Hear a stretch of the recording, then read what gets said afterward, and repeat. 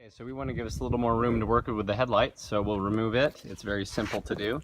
You just pull up on these tabs here until they come out. 2 of them. And then the headlight can slide right out.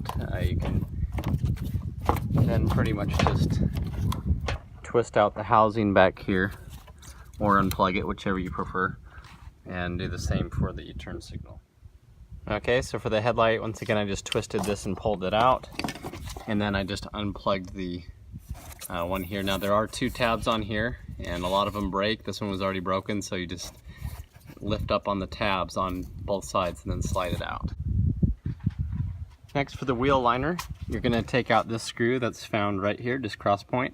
Once that one's out, then you can just push that liner and go along the whole way, so you're just pushing it out. And you can get away with just doing the front part of the liner.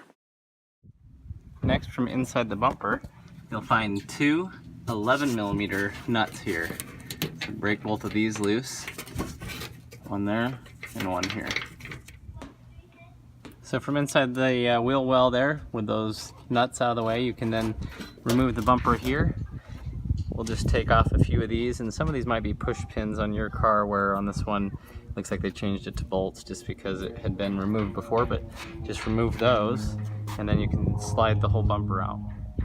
Now the way a lot of these works is you have to pull out that center piece, then you can pull that part out. And here's kind of a side view of what it's looking like. Is kind of a pin that expands that goes in. So if you pinch on the bottom side and push it up, you can wiggle these out. Factory ones are like this in some places.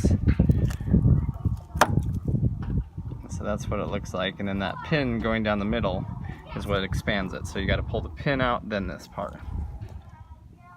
Now for the fog lights, it's easiest just to follow this wiring harness in there, twist it, and pull it out.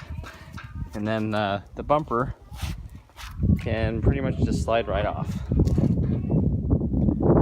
Okay, so these tabs are known to break here on the bumper, and so this is what I was able to do. They weren't completely gone, and so I mixed up some JB Weld.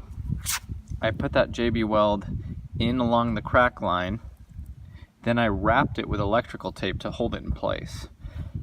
This one on this tab over here, it's separated, it's harder to do that, so I had to run the tape from underneath here temporarily up over onto the outside of the bumper to hold it into place. And once again, there's JB Weld under that, and so this should bandage it up basically to hold it in place until it cures.